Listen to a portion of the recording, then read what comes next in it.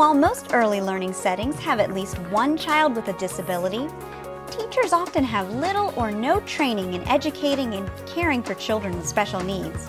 What is inclusion? Where do we go for help and support? What if we don't have a background in special education? What if we get it wrong? An inclusive program is one that meets the needs of all of the children. But to me, inclusive doesn't necessarily mean everybody's getting the same exact thing. So we try really hard to have all of our students participating in what's going on. We want them to be part of every single routine that's occurring in our classroom, but how one student is participating in circle may look different than how another student is participating in circle. And to me, that's inclusive. They're all part of circle in their own way. For that sense, most people would probably think that inclusion is just making sure that everyone is included in some way. And I think that the challenge is trying to figure out how to include them. And so as the regular educator, that's where the hard part and the challenge lies, is trying to meet the needs of every kid and include every kid, but trying to figure that out. And that's can be a difficult situation. Inclusion is a part of all aspects of education and society, and yet many feel unaware. Start the inclusion conversation. Explore the meaning and key components of inclusion and inclusion best practices. What is it? Let's pass it around. Hold it. Oh, are you kissing it? Give to Jimmy. So beginning the path to inclusion for smaller providers, family providers, church, faith-based, I think sometimes they have to first reflect on, is it something that they can do and be successful at, or is it going to cause them a problem? And I say that very delicately, but oftentimes there are children with differing needs who could pose a safety risk to themselves, which could then impact the program. So I think before they embark on that, they need to make sure that they've got a few of their ducks in a row for their sake as a program and for that child's sake. And so I'm thinking, for instance, if, say they had a child with Down syndrome who was known to elope, and that is common. We've had plenty of children through here before with Down syndrome who, it's funny. It's not that they're trying to escape from it for any reason. It's really kind of funny to just try to run out the door. Is that provider, maybe it's a home provider and they're by themselves, are they going to be able to take care of the other two children they have in that child? So first and foremost, deciding if it is something they can embark on. If they can, and if they have the resources, which we've heard oftentimes from faith-based that it's hard because they probably need to hire another aide, and if there's not available funds for that, that might be a barrier as well. So those things need to be at the ground level. And then it would be talking to the family, finding out what this child currently has in place, what they need, and calling on someone who has that expertise. The best thing that I did for myself and for my students was to say, I don't know. I just had to say I don't know sometimes and find out from others what I needed to know and to ask for their support and ask for it again.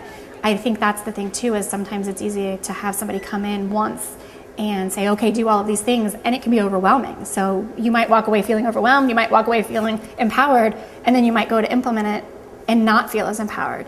And so you need to do it more than once, and trainings. I mean, there's really just get some of those skills so they have a place to start. And then I think from there, once they're comfortable, they can build. Red? There's some red over there. Oh, red! Who's changing the colors? Participation is central to inclusion, meaning there's a range of instructional approaches promoting engagement in play and learning. And there is a sense of belonging for every child, with or without disabilities. For us, inclusion means participation. It doesn't mean that you're just on the roster and that you're just here. If we have a child here that's on the autism spectrum, for instance, and would rather only play with the bouncy balls at the sensory table, if that's what's in it, it's great that he's here, but that's not his only objective, is to just stay focused on that and to not participate. We're going to have to push his buttons. We're going to have to encourage him and work with him to figure out how we can help him participate fully in the classroom. We want to definitely work with all of our children from where they're at too. We don't want to ever view them from a deficit perspective. We want to view them from an ability perspective. So wherever they are, we need to figure out what's next. And I think that's the difference between inclusion and another quote-unquote typical program, is that we're focused on where they're at, where we can help them get to, how we're going to get them there, and how, most importantly, they get to participate with their peers. All children are unique in their development. Some children have distinctive developmental abilities and disabilities that require a closer look at the practices, tools, and mindsets incorporated within programs. So as a professional coming in, and maybe a potential hire, if I could look at it that way, that we might be considering for a role in our program, and if they didn't have any familiarity with inclusion, but say they had an early ed background and so they knew early education, something I think that it's easy to liken it to, that people understand, is while it is very different, it is a little bit like having a mixed age group, because they're at different levels. When you have 2s, 3s, and 4s together, they're at different levels. So the same behavior system doesn't work with all of them. The same activity is going to need a modification in order for them to be able to participate. We can't expect the same from 2-year-olds as we do 4-year-olds. Any of our children with disabilities, it's the same way. Just because they may have lower mobility or they may get overstimulated by the environment doesn't mean that they can't participate. It means that it's now our job to figure out how to help them participate and be successful.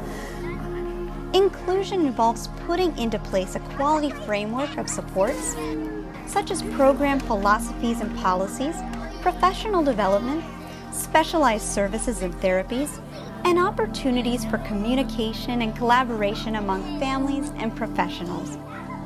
Access is a complicated question. I've actually talked to a group of directors before about the process, because what I've heard in the community oftentimes is that the providers aren't sure how to access or who can initiate the access, because in some instances it has to be the parent that says, I'll make the call to get this support for my child, and in some instances the provider can do that. And so what's unfortunate is that if a provider isn't able to work with a parent, or for whatever reason, the parent is non-cooperative or doesn't have the time or whatever the situation may be, and the parent doesn't get that access to wraparound mental health services or additional therapies so this child can be successful and be successfully included in a typical program, they're oftentimes asked to leave. And it's not fair to blame the provider, because if they can't get the supports they need, if they don't have that access, then they can't help this child. At the same time, we need to advocate for these children, and we need to help the parents be advocates for the children, those that aren't already, so that they know how to access services, how to access equipment, and how to get the support that they need. And sometimes that may mean physical pieces of equipment. Other times that may mean we need therapy, we need a counselor. Who can you direct us to? And we can't forget about that parent piece. I think, whether we're talking inclusion or typical setting altogether, obviously that parent piece is huge, because the child can do really, really well in our setting or in another setting, or maybe they transition to, kindergarten, but if they don't have that parent piece, it's really gonna, or that family piece, not just parent, because the family dynamics are changing all the time. There's really not anybody that's gonna be successful. So, not fully, not to the extent that they could be. Educators can create environments that bring out the strengths of every child. There are multiple ways to promote learning and development, and different approaches so everyone can participate. We use a lot of assistive technology in our classroom, and that can mean a lot of different things. So for some children, it's the icons. Just because it has the word technology in it doesn't necessarily mean it has to be computerized or electronic. So the icons that we use for our children to participate in the How Are You routine, or to answer a question related to our book at Circle, those icons are assistive technology. That big Mac button that we're using, the iPad, you didn't see it today, but some of our children have more complex communication devices that they're using to communicate. The walkers and orthotic shoes, those are all assistive technologies for our students. So we have a ton. We rely on the therapists, the occupational therapists, physical therapists, speech therapists, to help guide us in finding the best pieces of assistive technology for our students. And then once we've chosen what they need, then Katie and I and all of the aides get trained in how to use this with our children so that we can carry over day in and day out with that. And it takes some planning up front. I think circle time to have everybody's icons and buttons and what everybody needed took some planning for us in the first couple of weeks of school as we figured out where everybody was. But now it's just a matter of grabbing those things every day. So it's a really easy way to make sure that everybody is doing what they need to do to be part of that day in and day out. And now it doesn't take any more work. The same thing with our teacher table. We plan it, we come up with how everybody's might be a little bit different, but then we just sit down and do it. So I think for educators who think inclusion takes a lot of work, it might take a little extra work up front, but then once you've got those supports in place, it's very easy to make that happen. And what if you don't have a background in special education?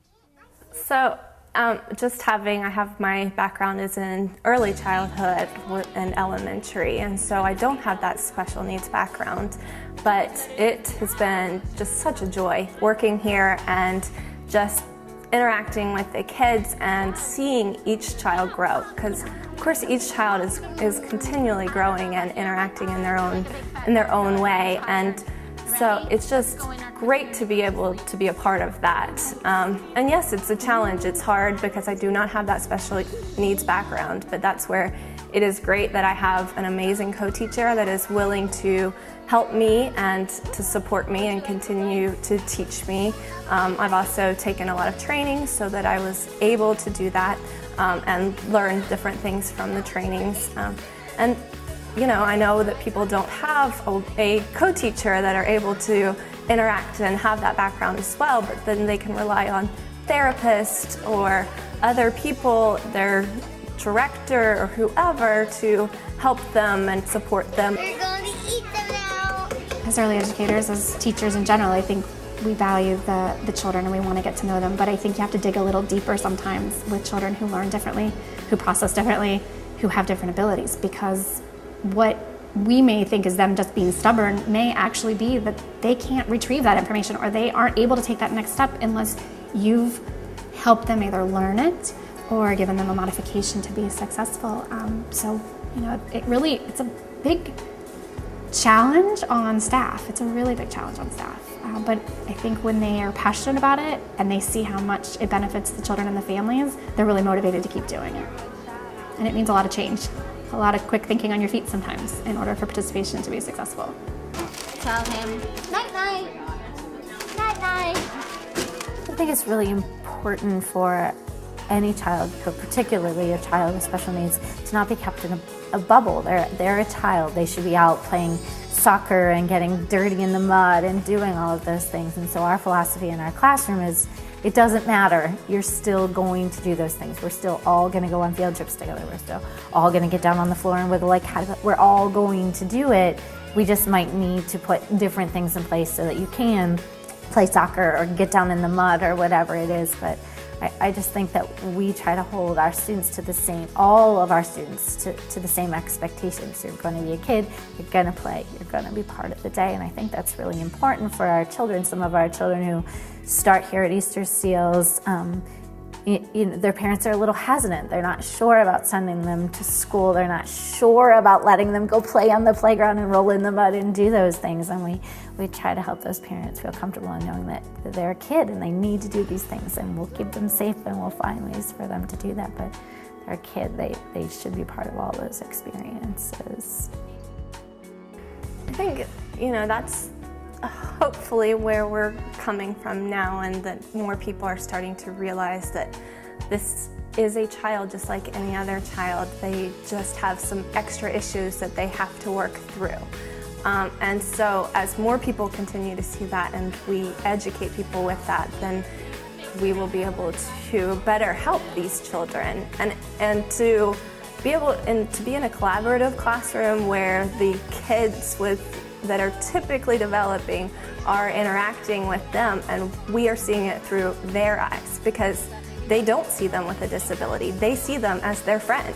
And so when you see it through a child's eyes, you get a better perspective, because they're still naive to the world and they have that great personality, and so then they see that, and so then that helps adults to see it as well. Visit Better Kid Care. www.betterkidcare.psu.edu. We care because you care.